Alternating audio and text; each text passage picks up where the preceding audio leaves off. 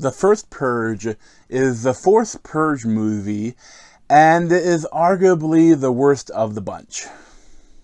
This is your emergency broadcast system announcing the commencement of the First Purge. Our neighborhood is under siege from a government who doesn't give a shit about any of us. At the siren, all crime, including murder, will be legal for 12 hours. There's a lot of good people out there who we're gonna have to protect. So this one was directed by Jared McMurray, and if you can't tell from the title, it is about the very first Purge.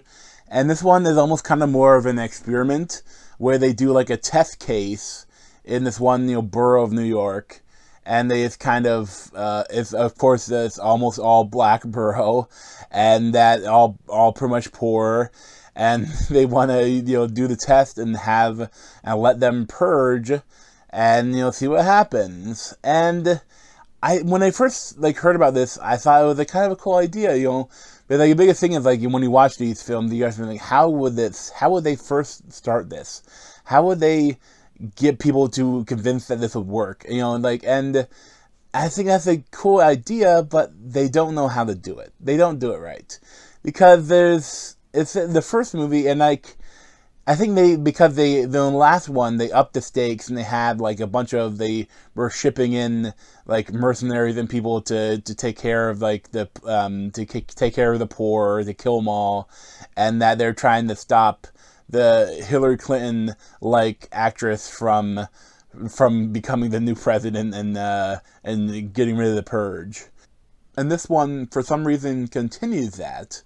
But, the weirdest thing is that you think the first Purge would not have that much shenanigans going on, but when people aren't purging enough, the new founding fathers of America let out all of these mercenaries to go kill a bunch of people.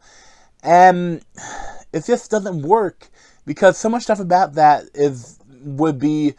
people would see that and be like, this isn't the people that live there purging. Something else is going on. I think that they're trying to kill all the poor people. And it's all of the time that the metaphors are always so heavy-handed in the Purge movies, but I think this one is the most heavy-handed.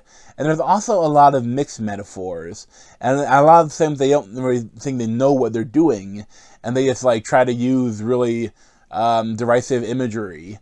Because, first off, the main character is, Dimitri, played by Ilan Noel, and I liked him, he's a good actor, but at the same time, he is a drug dealer. He's a kingpin for this crack dealing in their neighborhood, and ruining the neighborhood, and, getting a bunch of people hooked on crack, and ruining their lives, and he's supposed to be the good guy?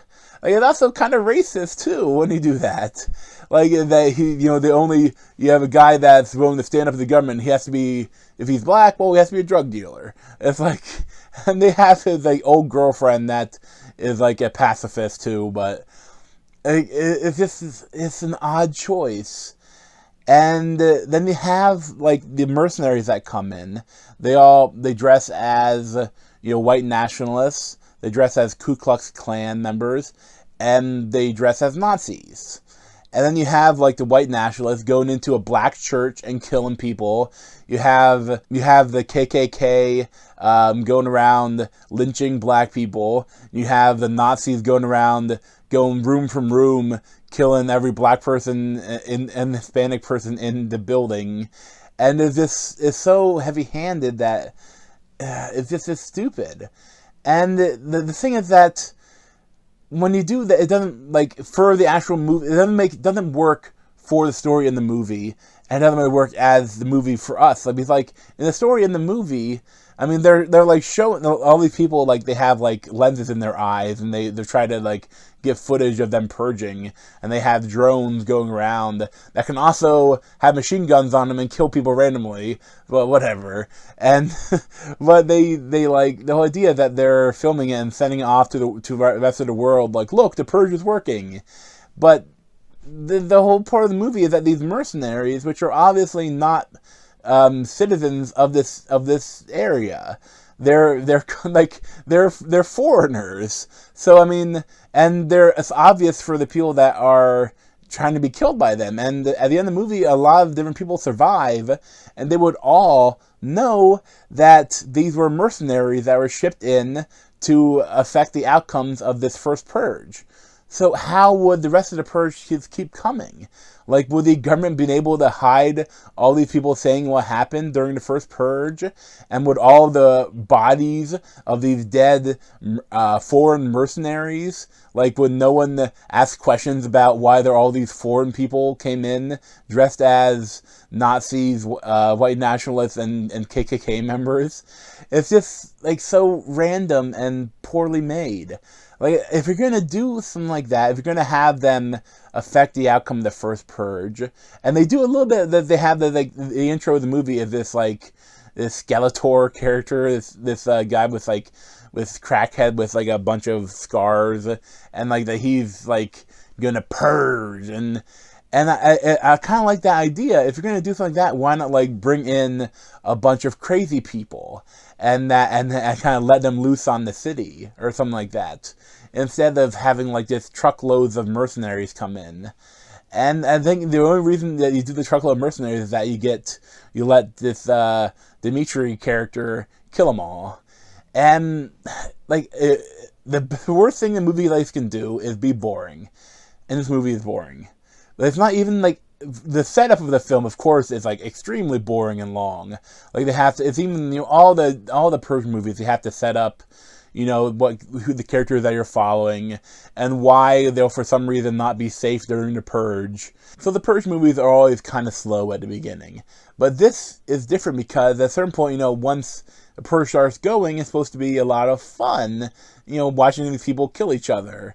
And then at a certain point, like, it's supposed to be fun. You know, this one is more about this black guy killing a bunch of white mercenaries that are dressed as horrible things, and some of that could be satisfying. But even, like, the gunplay and the filming of the action is just kind of boring. It's like bang bang bang bang bang bang bang bang bang boom boom bang bang bang bang boom. It's like, there's no originality, there's no, like, it's not fun, like, it's the way they film it is just kind of ho-hum. And I was bored throughout the entire movie, and it felt long. Even though it wasn't really, it's probably like an hour and a half or something like that. It felt long. And that's, like, the worst thing you can do in a movie like this, is bore you. And so I would not recommend it. It's a bad film. And I mean, I don't know what they would do next. I think the only thing you do is, like, you did the 3 movies, and you did the prequel. Now you have to do the Purge in space. And it's not a horrible idea. Like, what could happen, like, I mean, it's already in the future a bit. But they say that what happens if, you know, in the space station, if during Purge night, some of the astronauts won the Purge, and you have the Purge on the space station. And I think that could be fun. And I just, hopefully, like, you wouldn't have to be so heavy-handed with a metaphor, like in this one, where you have a random purger send a trap for the one girl, and he grabs her privates, and she runs away going, "You pretty grandmother ever!"